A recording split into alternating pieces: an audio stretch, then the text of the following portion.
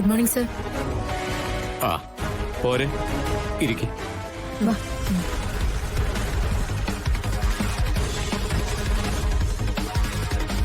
ആയിരിക്കെ. Sir, പണം ഏൽപ്പിച്ചിട്ടുണ്ട്. ഒരുപാട് താമസിച്ചു അല്ലേ? പണം ഒത്തുവരാനുള്ള ഒരു ബുദ്ധിമുട്ട് കൊണ്ട്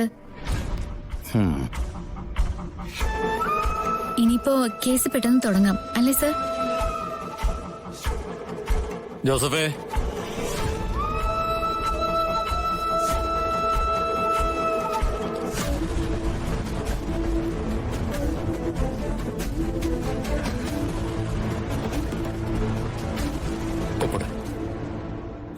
ആ ഇന്റുമാർക്കുള്ള സ്ഥലത്തൊക്കെ ഒന്ന് സൈൻ ചെയ്തോളൂ.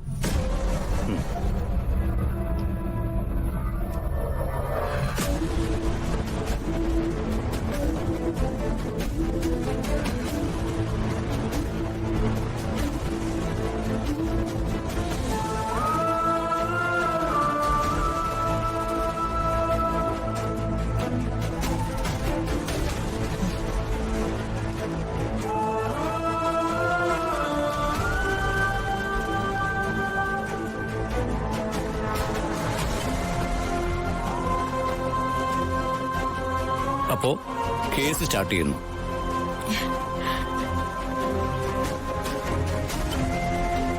സർ, അനിയൻ സാറ് പുറത്തു വന്നെന്ന് തന്നെ പ്രതീക്ഷിക്കാം അല്ലേ? ബെന്നി ചെറിയാന്റെ ഓഫീസിലേക്ക് നിങ്ങൾ കയറി വന്നത് എന്താഗ്രഹിച്ചിട്ടാണ്? കുറ്റവാളിയല്ലാത്ത നിങ്ങളുടെ കക്ഷിയെ കോടതിയിൽ നിന്ന് വെറുതെ ഇറക്കിക്കൊണ്ടുപോകാൻ കരുതിയിട്ടല്ലേ? അച്ഛൻ പുറത്തിറങ്ങുന്ന തന്നെ കരുതിക്കോ. അച്ഛൻ പുറത്തിറങ്ങിയിട്ടല്ലാതെ ഞങ്ങൾക്ക് ഇനിയൊരു ജീവിതം ഇല്ല സർ. അതൊക്കെ ഞാൻ ഏറ്റു. നിങ്ങൾ ഇറങ്ങിക്കോ, എനിക്ക് അല്പം തിരക്കുണ്ട്. ശരി സർ. ശരി ശരി. കാര്യം സ്ട്രെയിറ്റ് ആയിട്ട് പറയാം സാർ. സാർ അവൾക്ക് വേണ്ടി വാദിച്ചോളൂ. പക്ഷേ നമ്മൾ തമ്മിലൊരു ധാരണ ഉണ്ടാവണം. എന്ത് ധാരണ? എന്റെ എത്തിക്സിനെതിരായിട്ട് ഒന്നും ചെയ്യാൻ എനിക്ക് പറ്റില്ല. ഞാനത് ചെയ്യാറുമില്ല. അവള് സാറിന്റെ ഫീസ് തന്നു എന്ന് എനിക്കറിയാം. പക്ഷെ അതെങ്ങനെയാണെന്ന് കൂടി സാറൊന്നറിയണം. നാട് മുഴുവൻ നടന്ന് പിരിച്ചെടുത്തതാ. ഇനി അടുത്ത തവണ സാറ് പണം വേണോന്ന് പറയുമ്പോ ഒരു 5 പൈസ തരാൻ അവരെ കൊണ്ട് പറ്റില്ല. അവള് പണം തരാതെ അവൾക്ക് വേണ്ടി സാറ് കോടതിയിൽ ഹാജരാകുമോ? ഇതൊക്കെ ഇപ്പൊ ഞാൻ നിങ്ങളോട് വിശദീകരിക്കേണ്ട കാര്യം എന്താ? സാർ, അവരോട് സാറ് പറഞ്ഞിരിക്കുന്ന ഫീസിന്റെ 10 ഇരട്ടി ഞാൻ സാറിന് തരാം. അതില് എത്ര പണം അഡ്വാൻസ് വേണമെന്ന് സാറിന് തീരുമാനിക്കാം. അത് വൈകുന്നേരത്തിനുള്ളിൽ സാറിന്റെ അക്കൗണ്ടിൽ ക്രെഡിറ്റ് ആയിരിക്കും. അല്ല, പണമായിട്ട് വേണമെങ്കിൽ അതങ്ങനെയും. നിങ്ങൾ എന്തൊക്കെയാ പറയുന്നേ? സാറേ, സാറൊന്ന് കണ്ണടച്ചാലേ ഇതങ്ങ് നടക്കും. പിന്നെ ഞങ്ങള് പറഞ്ഞ സംഖ്യ കുറവാണെങ്കിലേ എത്രയാ വേണ്ടതെന്ന് സാറ് ഫിക്സ് ചെയ്തു.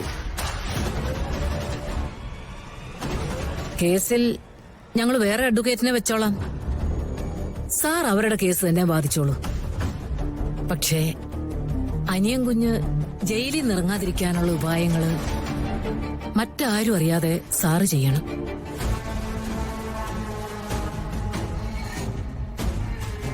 എന്റെ പേരിന്റെ ക്രെഡിബിലിറ്റിയെ ബാധിക്കുന്ന കേസാ. ഞങ്ങളൊരു 50 lakhs സാറിന് ട്രാൻസ്ഫർ ചെയ്യട്ടെ, ഒരു 5 മിനിറ്റിനുള്ളിൽ.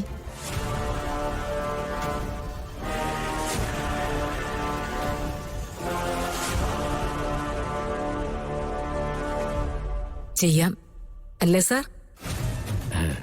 ഈ ഒരു ഡീല് നമുക്ക് 3 പേർക്കിടയിൽ മാത്രമായിരിക്കണം. ഞങ്ങളിൽ നിന്ന് ഇത് പുറത്തു പോകില്ല സാർ. പണം ഇപ്പൊ തന്നെ ക്രെഡിറ്റ് ആവും. ഇനിയുള്ള കാര്യം നമുക്ക് ഫോണിൽ മതി. അപ്പോ ശ്രീനിവാസിന് വേണ്ടി ഞാൻ വാദിക്കുന്നു. അതിലേക്ക് നിങ്ങൾക്ക് കയറാനുള്ള മാർഗം ഞാൻ തുറന്നിട്ട് തരുന്നു. നിങ്ങളുടെ അഡ്വക്കേറ്റിനോട് എന്നെ ഒന്ന് വിളിക്കാൻ പറ. Thank you sir. പണം എങ്ങനെ വേണോന്ന് ഞാൻ പറയാം. ശരി സാർ. ഓക്കെ. ഓക്കെ, സന്തോഷം. ശരി മൂർത്തി.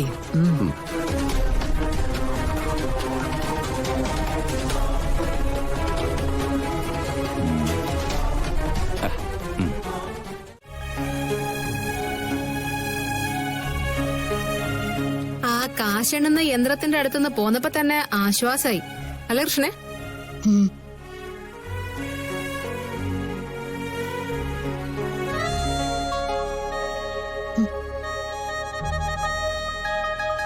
എന്താ മോണിക്കുട്ടി? ഏയ് ഒന്നുമില്ല, ഒരു ചായ കുടിച്ചാലോ എന്ന് ആലോചിക്കായിരുന്നു. എന്നാ പിന്നെ നിനക്ക് ഏതെങ്കിലും കടയുടെ അടുത്ത് നിർത്തായിരുന്നില്ലേ? നീ പേഴ്സിലുണ്ടായിരുന്ന നോട്ട് എണ്ണിപ്പെറുക്കി അതിൽ വെക്കുന്നത് ഞാൻ കണ്ടതല്ലടി. എന്റെ കയ്യില് ഒരു 19 രൂപയുണ്ട്. നമുക്ക് ഓരോ ചായയും ഒരു ബോണ്ടയും കഴിക്കാം. അതാവുമ്പോ കുറച്ച് കടുപ്പത്തിൽ അവിടെ കിടന്നോളും. വേണ്ട, അത് നിന്റെ കയ്യിൽ തന്നെ ഇരിക്കട്ടെ. ആ, ഇതെടുത്ത് ചെലവാക്കിയില്ലെങ്കിലേ നമുക്ക് സിറ്റിയിൽ ഒരു ഫ്ലാറ്റ് വാങ്ങാം. ഒന്ന് ഇങ്ങോട്ട് വാടി. വക്കീലിന് പണം കൊടുത്തു, പക്ഷെ അപ്പോഴേക്കും മൊത്തത്തില് നമ്മളങ്ങ് വറ്റിപ്പോയി അല്ലടി? ആ, ഇനിയിപ്പോ അടുത്ത കാര്യങ്ങളൊക്കെ വരുമ്പോ ഈ റോഡ് വക്കിൽ നിന്ന് ആലോചിച്ചാ നിനക്ക് അതിനുള്ള ഉത്തരം കിട്ടുവോ? ആ, ഇപ്പൊ കാര്യങ്ങളൊക്കെ നടന്നില്ലേ, അതുപോലെ എന്തെങ്കിലും ഒരു കാര്യം ഇനിയും വരും. ലോട്ടറി അടിക്കും, അങ്ങനെ എന്തെങ്കിലും. അടിക്കില്ലാന്ന് ഇനി പറയില്ലല്ലോ. എടി, അനിയൻ സാറിന്റെ നല്ല മനസ്സും നിന്റെ പ്രാർത്ഥനയൊക്കെ കാണുമ്പോഴേ ദൈവത്തിന് തോന്നും ഈ പാവങ്ങളെ ഒന്ന് സഹായിച്ചേക്കാമെന്ന്.